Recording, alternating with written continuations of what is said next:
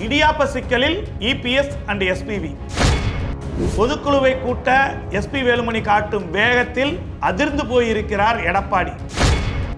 எடப்பாடி தொடர் பதவி பறிப்பால் விஜயிடம் கிடைக்க இருந்த அமைச்சர் பதவி தள்ளி போகிறது.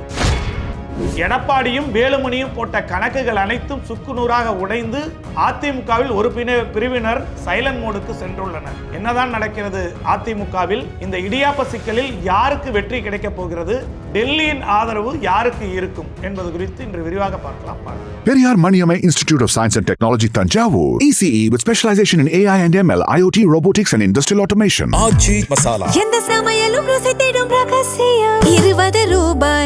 தமிழகத்தில் மே 4 அன்று சட்டமன்ற தேர்தல் முடிவுகள் வந்தவுடன் தாவேகா திமுக கூட்டணி கட்சிகளின் ஆதரவோடு ஆட்சி கட்டிலில் ஏற கணக்கு போட்டு வெற்றியும் கண்டுவிட்டது. திமுகவோ எதிர்க்கட்சியாக செயல்படுவோம் என அன்றே அறிவித்து எதிர்க்கட்சி தலைவராக உதயநிதி ஸ்டாலினை தேர்வு செய்து பணியை தொடங்கிவிட்டார் திமுக தலைவர் ஸ்டாலின். ஆனால் அதிமுகவிலோ இடியாப்ப சிக்கலில் சிக்கி இருக்கிறது. அதிமுகவில் எடப்பாடி பழனிசாமியை பொறுத்தவரை எதிர்த்தரப்பினர் கூறுவது போன்று அவர் பதவியேற்ற நாள் முதல் பதவி பறிப்பை மட்டுமே செய்து கொண்டிருக்கிறார். அதிமுகவில் இதுவரை எடப்பாடி தலைமையிலான அதிமுக பல்வேறு இழப்புகளை சந்தித்திருக்கிறது. அது சசிகலா, டிடிவி, ஓபிஎஸ், நத்தம் விஸ்வநாதன், செங்கோட்டையன் போன்ற முன்னணியினரை எல்லாம் எடப்பாடி இழந்தார்.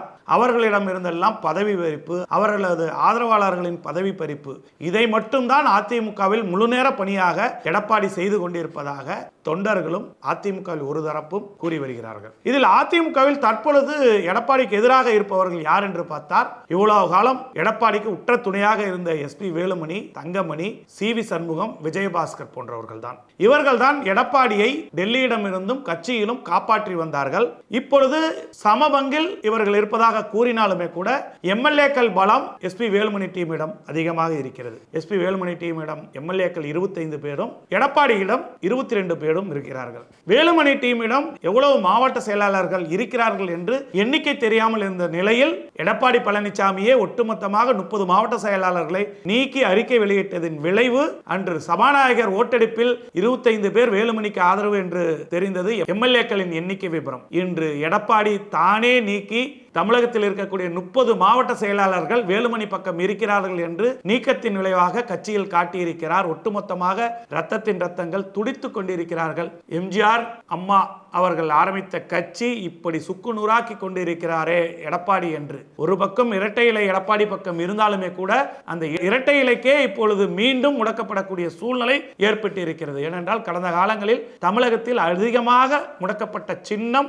உடைக்கப்பட்ட கட்சி அது அதிமுகவும் இரட்டை இலையும் தான். அந்த வகையில் தற்பொழுதும் அதிமுக இடியாப்ப சிக்கலிலேயே மாட்டியிருக்கிறது. ஏனென்றால் அதிக எம்எல்ஏக்களையும் எஸ்பி வேலுமணி தான் கொண்டிருக்கிறார், அதிக மாவட்ட செயலாளரையும் கொண்டிருக்கிறார். ஆதலால் உடனடியாக பொதுக்குழுவை கூட்ட வேண்டும் என்று கூறியிருக்கிறார். ஏனென்றால் தோல்விக்கான காரணத்தை ஆராய வேண்டும் என தொண்டர்கள் விரும்புவதாக எஸ்பி வேலுமணி தரப்பு கூறுகிறது. ஆனால் நான் புதிதாக நியமிக்கப்பட்ட மாவட்ட செயலாளர்கள் கூட்டத்தை தான் கூட்டுவேன், பொதுக்குழுவை கூட்ட மாட்டேன் என்று ஒற்றைப்படியாக எடப்பாடி இருந்து வருகிறார். அவர் சட்ட போராட்டம் மேற்கொண்டால் தனக்கு தான் லாபம், சபாநாயகரிடமிருந்தும் தீர்ப்பு தனக்குத்தான் லாபமாக வரும் என்றெல்லாம் கனவு கண்டு கொண்டிருக்கிறார் எடப்பாடி. ஆனால் டெல்லியோ வேடிக்கை பார்க்கத்தான் தயாராக இருக்கிறது. அதிமுகவை தாங்கள் அழிக்கலாம் என்று நினைத்திருந்தோம், தாவேகாவால் அதுவே அழிக்கப் போகிறது என்ற நிலை இருப்பதால் அவர்களாகவே அடித்துக் கொள்ளட்டும், வேடிக்கை பார்க்கலாம் என டெல்லி முடிவெடுத்து விட்டதாக தெரிகிறது. அதனால்தான் பொதுக்குழுவில் அதிமுகவில் 3 பங்கினர் வேண்டுகோள் விடுத்தாலே பொதுக்குழு கூட்ட வேண்டும். ஆனால் வேலுமணி தரப்போ 2 பேரிடம் கையெழுத்து வாங்கிவிட்டனர். ஆக மொத்தம் பொதுக்குழு கூட்டப்படும். பொதுக்குழு கூட்டப்பட்டால் எடப்பாடியின் பொதுச் செயலாளர் பதவி பறிக்கப்படும். அப்படி இல்லாமல் எடப்பாடி சட்ட போராட்டம் நடந்தால் அது நடக்கும் வரை இரட்டை இலை சின்னம் முடக்கப்படும். அதிமுக 2ஆக உடைபடும். சட்டமன்றத்தில் வேலுமணி கை ஓங்கி இருக்கும், வெளியில் எடப்பாடியின் கை ஓங்கி இருக்கும். நாளடைவில் என்ன ஆகும் என்பது டெல்லியின் கையில் சிக்கும். ஆக மொத்தம் எடப்பாடி பாஜகவை நம்பி கழுத்தறுத்திருக்கிறார்.